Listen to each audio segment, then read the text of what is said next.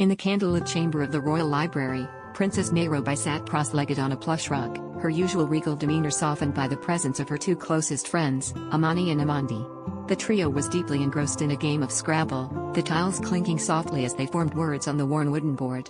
The evening was filled with laughter and whispered conspiracies, as they often gathered to escape the rigid protocols of the castle.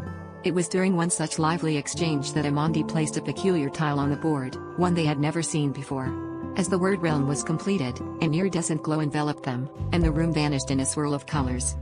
Moments later, they found themselves in an unfamiliar landscape, the air tinged with a magical vibrancy. The sky shimmered with hues of pink and gold, and the ground beneath their feet seemed to pulse with life.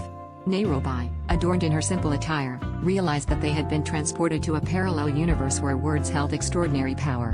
Intrigued yet cautious, the friends ventured forth, guided by an unseen force that beckoned them deeper into this mystical realm. As they walked, they noticed that each word they spoke echoed with an energy that seemed to shape the very environment around them. As they explored further, Princess Nairobi, with her innate leadership qualities, began to understand the potential of their newfound abilities. She suggested they experiment with words, starting with those that conveyed positive emotions.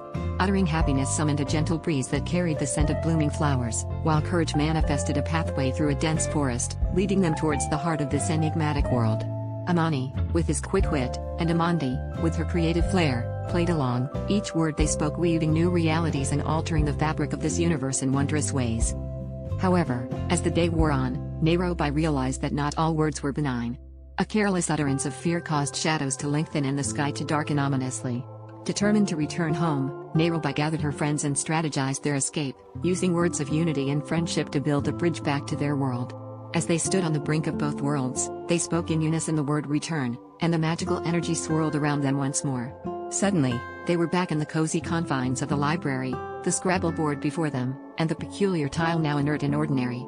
They exchanged glances, a silent agreement passing between them to treasure the power of words, both in the magical realm and their own, forever changed by their adventure.